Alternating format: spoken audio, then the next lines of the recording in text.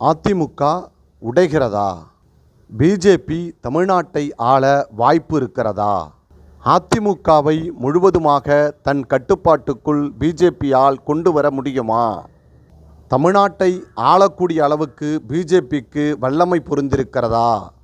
தமிழ்நாட்டின் தேவைகளை பிஜேபியால் நிறைவேற்ற முடியுமா? தமிழ்நாட்டு மக்களிடம் பிஜேபி எடுபடுமா? அதிமுகவை 5ஆக பிளந்து பிஜேபி இந்த மாநிலத்தை அபகரிக்குமா? இன்றைக்கு அதிமுகவில் இருக்கக்கூடிய அத்தனை தலைவர்களும் பிஜேபியை பார்த்து பயப்படுகிறார்களா? இப்படி பல்வேறு கேள்விகள் அதிமுகவில் குழப்பத்தை ஏற்படுத்தி கொண்டிருக்கிறது. பிஜேபி ஒரு காலத்திலும் தமிழ்நாட்டை ஆள முடியாது, அந்த தகுதி பிஜேபிக்கு கிடையாது.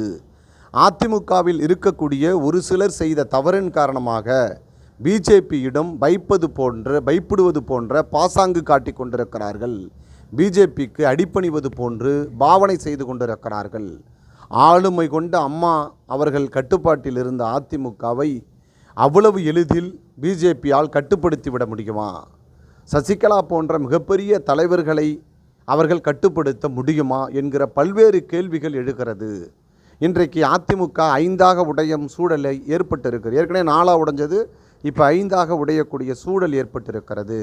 பிஜேபி அவருடைய சித்து விளையாட்டை காட்டிக் கொண்டிருக்கிறார்கள். என்னென்ன செய்யலாம், எப்படி இந்த மாநிலத்தை அபகரிக்கலாம், காவி கொடியை பறக்க விட வேண்டும், தமிழ்நாட்டு மண்ணில் தடம் பதிக்க வேண்டும், பிஜேபி என்கிற இயக்கத்தை வளர்த்து விட வேண்டும் என கங்கணம் கட்டி கொண்டு அலைகிறார்கள். அது இங்கு எடுபடுமா? ஒரு காலத்திலும் நடக்காது. பிஜேபியோடு அதிமுக கூட்டணி போனால் திமுக பிரகாசமாக வெற்றி பெறும், அதில் எந்த மாற்று கருத்தும் இருக்க முடியாது. அதிமுகவை பிஜேபி அவ்வளவு சுலபத்தில் தின்று செரித்து விடலாம் என எண்ணிக்கொண்டு இருக்கிறது. அவங்க எல்லாம் நடிக்கிற மாதிரி நடிப்பாங்க, பயப்படுற மாதிரி. ஆனால் பிஜேபியை குழி தோண்டி தமிழ்நாட்டில் புதைப்பார்கள். அந்த ரகசியம் புரியாத பிஜேபி அவர்களை வீழ்த்தி விட்டோம், அவர்களை நம் வலையில் சிக்க வைத்து விட்டோம், இவரை டெல்லி கூப்பிடலாம், அவர் டெல்லி கூப்பிடலாம், அவருக்கு ஒய்பிரிவு பாதுகாப்பு, என்ன உங்கள் வேலையெல்லாம் காட்டிகிட்ருக்கிறீங்க? அதிமுகவை அவ்வளோ சீக்கிரம் வீழ்த்திடலான்னு நினைக்கிறீங்க? அதில் இருக்கக்கூடிய தொண்டர்கள் எப்படியாப்பட்ட தொண்டர்கள்? இந்த 1.5 கோடி தொண்டர்கள்னு சொன்னாங்களே, இப்படி சுக்கு நூறாக உடஞ்சதுக்கு முன்னாலும் கூட யாராவது வெளில போனாங்களா பார்த்தீங்களா? யாரோ ஒருவர் இருவர் போயிருக்கலாம். ஆனால் அந்த கட்சியினுடைய மிகப்பெரிய மாவட்ட செயலாளர், ஒன்றிய செயலாளர், அந்த மாதிரி யாராவது கட்சியை விட்டு போனாங்களா? போக மாட்டாங்க. ஏன்னு கேட்டால் திராவிட சித்தாந்தத்தை உள்வாங்கினவர்கள், அண்ணாவின் வழியிலே வந்தவர்கள், எம்ஜிஆர் ஊட்டி வளர்த்தது, அம்மா அவர்கள், சசிகலா அவர்கள் இப்படி வைரம் பாய்ந்தவர்களாக அவர்கள் இருந்து கொண்டிருக்கிறார்கள். இன்றைக்கி அவருடைய சூழ்நிலை, அவர்களுடைய போராத காலம், அவர்களை என்ன செய்யறதுன்னு தெரியலை. உள்ளே இடிச்சுக்கிட்டு கடிச்சிக்கிட்டு அவங்களுக்குள்ளே சண்டை போட்டுக்கிட்டு, நம்ம ஒரு கதை படிப்போமே, 4 எருதுகள் சேர்ந்து நின்றது, ஒரு சிங்கம் வரும்போது 4 எதிரும் சேர்ந்து மோதிச்சு, அந்த சிங்கம் தான் பிஜேபி, இங்கே இருக்கக்கூடிய எருதுகள் அதிமுக.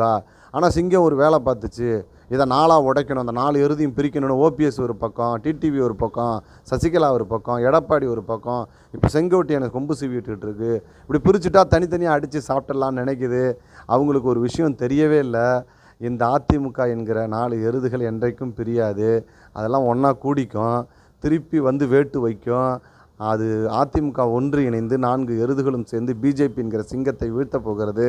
அது அவர்களுக்கு புரியாமல் தவித்து கொண்டு இருக்கிறார்கள். தமிழ்நாட்டினுடைய கதை தெரியாத நின்றுட்டுருக்கான். இங்கே பிஜேபி இல்லைனா பிஜேபி, ஆர்எஸ்எஸ், சன் பரிவார், பஜ்ரங் தள், மதவாத சக்தி, இல்லைனா ஜாதியவாத சக்தி, இதெல்லாம் ஒரு காலத்திலும் வர முடியாது. ஒரு காலத்திலும் இது எத்தனையுமே வர முடியாது. சாதியும் ஜெயிக்காது, இங்கே மதமும் ஜெயிக்காது, இங்கே கடவுள் நம்பிக்கையும் பலிக்காது. உங்கள் ஆர்எஸ்எஸ், இந்து முன்னணி, காவி, பயங்கரம், எதுக்கும் தமிழ்நாட்டில் வேலை கிடையாது.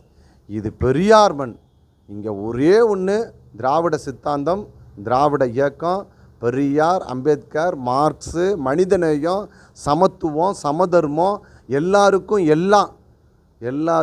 எல்லாம் என்கிற அந்த மூமெண்ட்டு தான் அந்த தமிழ்நாட்டுக்குள்ளே எப்பயுமே இருக்கும். நீங்கள் நினைக்கிற மாதிரிலாம் எதுவுமே நடக்காது. உங்கள் சித்து விளையாட்டுலாம் இங்கே நடக்கவே நடக்காது. இங்கே யார் அரசியல் செய்தாலும் இல்லாததை செய்வோம், இயன்றதை செய்வோம், இல்லாதவர்களுக்கு அந்த மாதிரி அரசியல் தான் பண்ண முடியும். எல்லோருக்கும் எல்லான்ற அரசியல் தான் பண்ண முடியும். சமத்துவத்தை நோக்கி அரசியல் தான் செய்ய முடியும். நீங்கள் சினிமாவுக்கு விழுந்தவர்கள்லாம் கிடையாது. நீங்கள் நினைக்கிற மாதிரி சாதியை கையில் பிடிச்சவனும் கிடையாது. இங்கே மதத்தை தூக்கி பிடித்தவர்களும் கிடையாது. கடவுளை கையில் பிடித்தவர்களும் கிடையாது. எல்லாமே ஒரு ஒரு டைம் தான். எல்லாமே சும்மா தொட்டுப்பான் ஊறுகாய் மாதிரி. சாப்பாடு மாதிரி ஒரு காலத்திலும் தமிழ்நாட்டு மக்கள் சாப்பிட மாட்டார்கள். அதெல்லாம் சும்மா ஊறுகாய் மாதிரி தொட்டுப்பாங்க, அவ்வளவுதான். கடவுளை கும்பிடுவார்கள், பெரியாரையும் நேசிப்பார்கள். இதுதான் இங்கே தமிழ்நாடு. தமிழ்நாட்டுடைய வரலாறு அதை தான் சொல்லுது. தமிழ்நாட்டில் எத்தனை இயக்கம் வந்தாலும் திராவிட இயக்கம் சந்திக்க தயாராகத்தான் இருக்கிறது. நீங்கள் வேணால் நினச்சிட்டு இருக்கலாம், ஏதாவது வீழ்த்திடலாம் போயிடலாம் வந்துடலாம், அதெல்லாம் நடக்கவே நடக்காது. தமிழ்நாடு என்பது பெரியார் மண், திராவிட இயக்கத்தினுடைய மண். திராவிட இயக்க சித்தாந்தத்தை பேசக்கூடியவர்கள் வரலாம், பெரியாரை பேசக்கூடியவர்கள் வரலாம், அண்ணாவை பேசக்கூடியவர்கள் வரலாம், அம்பேத்கரை பேசக்கூடியவர்கள் வரலாம், கார்ல் மார்க்ஸை பேசக்கூடியவர்கள் வரலாம். அதான் சமத்துவத்தை நோக்கி பேசக்கூடியவர்கள் யார் வேண்டுமானாலும் இந்த மண்ணை ஆளலாம். நீ உடனே ஸ்டாருங்கிறதுனாலையோ, இல்லை 10 பேருக்கு ஒன்று தெரிஞ்சு வச்சுனாலையோ, சினிமாவில் வந்துட்டோன்றதுனாலையோ, இல்லை 10 பேர் பின்னாடி வரதான் இல்லையா, இல்லை இசட்டு பிரிவு ஒய் பிரிவு பாதுகாப்பு, எந்த வேலையும் இங்கே நடக்காது. தமிழ்நாடு என்பது பெரியாருக்கு மண், பெரியாருடைய மண், ஏழையினுடைய மண், எளியவர்களுடைய மண். எளியவனின் குரலை யார் கேட்கிறார்களோ அவர்களுக்குத்தான் அங்கீகாரம் கிடைக்கும். சரியா? உன் திமிரு, உன் ஆட்டம் பாட்டெல்லாம் என்றைக்கும் இங்கே